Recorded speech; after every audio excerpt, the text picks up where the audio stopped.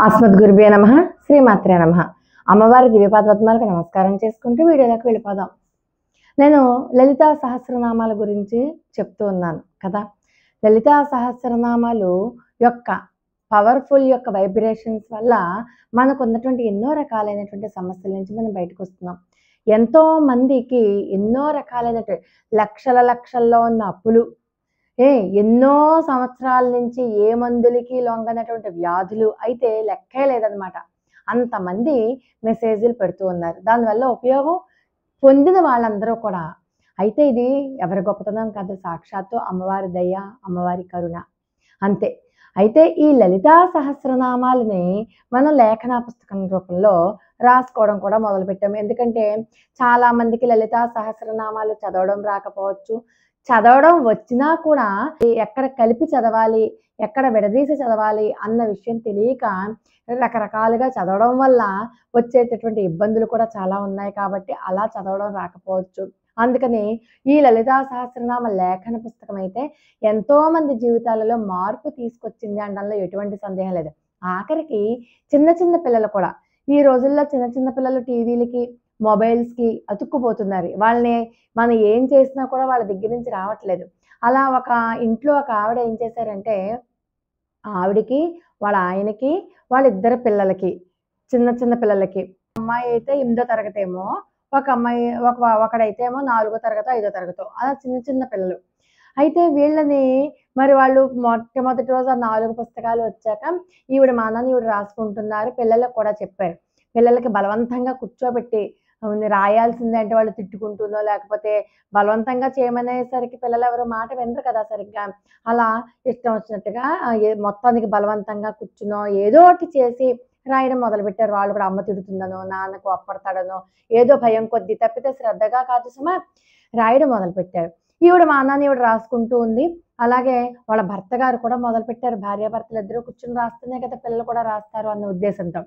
ఈ 4, 5 రోజులు అయ్యేసరికి ఆ పిల్లలు ఏం చేశారు, బలవంతంగా రాసేది కాస్త మరి ఏమనుకున్నారో తెలీదు కానీ, వాళ్ళంతట వాళ్ళే గబగబా స్కూల్ నుంచి వచ్చేసి ఒకసారి వెళ్ళిపోయి రిఫ్రెష్ అయిపోయి వచ్చి కూర్చొని కాసేపు ఇంత సమయం అని చెప్పి పెట్టుకున్నారనమాట. ప్రతిరోజు సాయంకాలం 6-7 లేదా 7-8 ఏదో సమయం పెట్టుకున్నారు.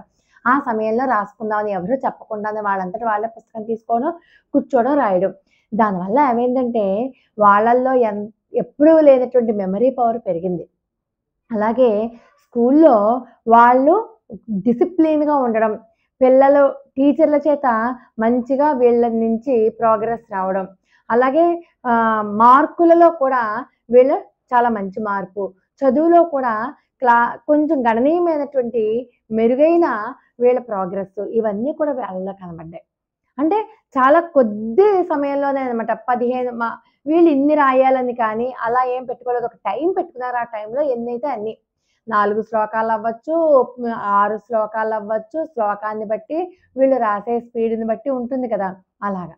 అలా వాళ్ళలో చాలా గణనీయమైనటువంటి మార్పు వచ్చింది. అలా ఎన్నో అనమాట. ఒక ఆవిడైతే చెప్పింది వాళ్ళ ఆయన అస్తమాను తిడుతూనే ఉంటాడట. ఎందుకు తిడతాడో తెలీదుట. అలాగే వాళ్ళ అబ్బాయిని, కోడలినైతే ఇంట్లో కూడా రానివ్వట. ఎందుకునో తెలీదు. అదో రకమైన అప్పటిదాకా బానే ఉండేవాట. ఈ మధ్య మార్పొచ్చిందట ఏడాది నుంచి. ఆ పిల్ల చంటి పిల్లని ఎత్తుకొచ్చినా కూడా ఇంట్లోంచి బయటికి గెంటేసినంత పని చేసి, రావద్దంటే రావద్దు నువ్వు మీ ఇంటికి పో అని, కోడల్ని అనరాని మాటలనేసి, అంటే పాపం ఆ కొడుకు ఏం చేశాడంటే భార్యని తీసుకొని ఇంట్లోంచి వెళ్ళిపోయాడు. మీకో దండం అని చెప్పి. ఇతనికి మైండ్ సెట్ ఏంటో తెలియట్లేదు. ఎందుకు తిడుతున్నాడో తెలీదు. ఎందుకు రంకెలేస్తున్నాడో తెలీదు. అలాంటి పరిస్థితులలో ఆ మహాతల్లి పాపం ఈ లేఖన పుస్తకాల గురించి విని ఎవరో చెప్తే ఆ పుస్తకాలు తెప్పించుకుని కూర్చుని రాయడం మొదలుపెట్టారు. రాయడం మొదలుపెడుతుంటే ఇప్పుడిప్పుడే కాస్త ఆ భర్త గారిలో మార్పుని చూస్తూ ఉందన్నమాట. ఇంకా పూర్తిగా రాలేదు. మార్పు ఆరంభమైంది. ఇలా ఎన్నో రకాలైనటువంటి దృష్టాంతాలున్నాయి. ఒక ఆవిడకి మోకాళ్ళ నొప్పులు. అసలు మేడ మెట్లు ఎక్కడం కాదు కదా! అసలు మామూలుగా అయితే ఎవరికైనా మోకాళ్ళ నొప్పులు అవి ఉంటే దిగడం తొందరగా దిగుతాం. ఎక్కలేకపోయినా గానీ. అలాంటిది ఆవిడ దిగడమే దిగలేకపోయేది. ఏమి ఎక్కుతుంది మేడ మెట్లు. అలాంటి పరిస్థితులలో ఒక్కొక్క నామాన్ని అంటూను శ్రీమాత, శ్రీ మహారాజ్ఞి, శ్రీమాత్రే నమః, శ్రీ మహారాజ్ఞే నమః అంటూ చేతిలో కాస్త నువ్వుల నూనె, కొబ్బరి నూనె తీసుకుని ఊరికే ఆయిలే అలా రాసుకుంటూ, నామాలు వింటూ, నామాలు చదువుకుంటూ అలా వినేసరికి మరి కొంతకాలం అంటే నెలలు, సంవత్సరాలు ఏమి అనుకోకండి. ఒక 15, 20 రోజులు అయ్యేసరికి ఆవిడ మోకాళ్ళ నొప్పులు తగ్గడం మొదలుపెట్టాయి. పూర్తిగా ఒక నెల కంప్లీట్ అయ్యేసరికి నెమ్మదిగా మెట్లు దిగడం, నెమ్మదిగా మెట్లెక్కడం మొదలుపెట్టింది. అంటే లలితా సహస్రనామాలలో ఉన్నటువంటి ఆ వైబ్రేషన్స్ ఏవైతే ఉన్నాయో అవి మన బాడీని యాక్టివేట్ చేస్తున్నాయి. చేసి మనకున్నటువంటి సమస్య నుంచి మనల్ని రివీల్ చేసేస్తున్నాయి. కాబట్టి ఎవరు ఎన్ని చెప్పినా కూడా వేదంలో చెప్పినటువంటి వేదప్రోక్తమైన, ఋషిప్రోక్తమైనటువంటి ఈ లలితా సహస్రనామాలు చేసే అద్భుతాలు ఇన్ని అన్నీ కావు. కాబట్టి సాధ్యమైనంత వరకు మనం చూడండి ఎన్నో రకాలైనటువంటి డబ్బులు మనం వేస్ట్ చేస్తూ ఉంటాం. ఎన్నో రకాలుగా మోసపోతూ ఉంటాం. దానికంటే ముందర ఒక 10,000 పెట్టి మోకాళ్ళ ఆపరేషన్ చేయించుకునే బదులు ఒక రూ. 1,000 పెట్టి పుస్తకం కొనుక్కుంటే మోకాళ్ళ ఆపరేషన్ చేయించుకోక్కర్లేదు కదా! కానీ మనం ఆ 1000 కోసం ఆలోచిస్తాం అన్నమాట.